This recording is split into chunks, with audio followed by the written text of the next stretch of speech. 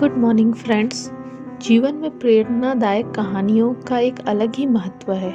जीवन में अक्सर ऐसे क्षण आते हैं जब हम स्वयं को निराशा के भंवर में फंसा पाते हैं। ऐसे में किसी के बोले गए प्रेरक शब्द या कहीं लिखे प्रेरक वाक्य या फिर प्रेरणादायक कहानियाँ हमें निराशा के उस भंवर से बाहर निकालकर एक नए जोश का संचार करती है।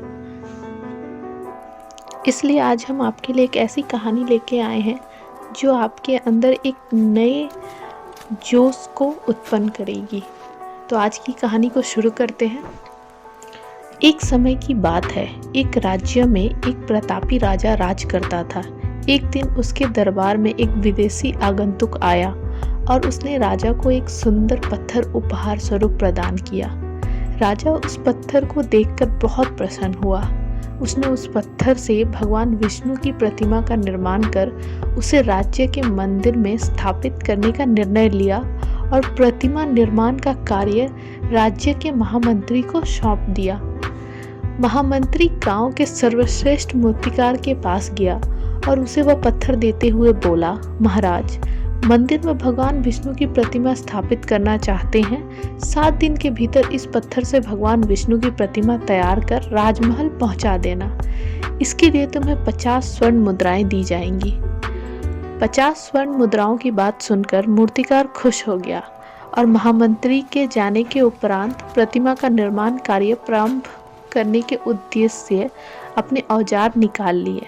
अपने औजारों में से उसने एक हथौड़ा लिया और पत्थर तोड़ने के लिए उस पर हथौड़े से वार करने लगा, किंतु पत्थर जस का तस रहा। मूर्तिकार ने हथौड़े पर कई बार पत्थर पर किए, किंतु पत्थर नहीं टूटा।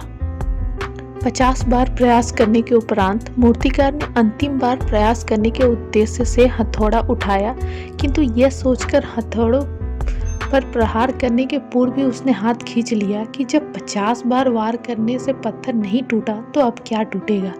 वह पत्थर लेकर वापस महामंत्री के पास गया और उसे वह यह कहकर वापस कर दिया कि इस पत्थर को तोड़ना नामुमकिन है, इसलिए इससे भगवान विष्णु की प्रतिमा नहीं बन सकती। महामंत्री को राजा का आदेश हर स्थिति में पूर्ण करना था, इसलिए उसने भगवान विष्णु की प्रतिमा निर्मित करने का कार्य गांव के एक साधारण से मूर्तिकार को सौंप दिया। पत्थर लेकर मूर्तिकार ने महामंत्री के सामने ही उस पर हथौड़े से प्रहार किया और वह पत्थर एक ही बार में टूट गया। पत्थर टूटने के बाद मूर्तिकार प्रतिमा बनाने में जुट गया। इधर महामंत्री सोचने लगा कि काश पहले मूर्तिकार ने एक अंतिम प्रयास और किया होता तो सफल हो गया होता और 50 स्वर्ण मुद्राओं का हकदार बनता।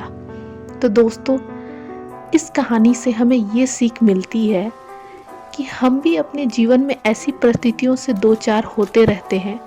कई बार किसी कार्य को करने से पूर्व या किसी समस्या के सामने आने पर उसका निराकरण करने के पूर्व ही हमारा आत्मविश्वास डगमगा जाता है और हम प्रयास किए बिना ही हार मान लेते हैं। कई बार हम 1-2 प्रयास से असफलता मिलने पर आगे प्रयास करना छोड़ देते हैं, जबकि हो सकता है कि कुछ प्रयास और करने पर कार्य पूर्ण हो जाता है या समस्या का समाधान हो जाता।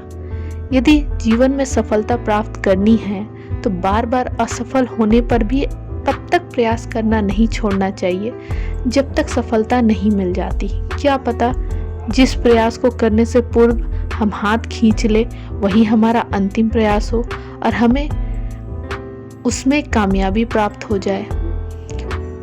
तो इसीलिए हमेशा प्रयास करने से पीछे कभी मत हटिए, हमेशा आगे बढ़ते रहिए और जो भी आप चाहते हैं उसे पूरा करके ही दम लीजिए। तो इसी के साथ आज की इस कहानी को हम ख़त्म करते हैं और नेक्स्ट वीडियो में एक और कहानी के साथ मिलेंगे। तब तक के लिए धन्यवाद।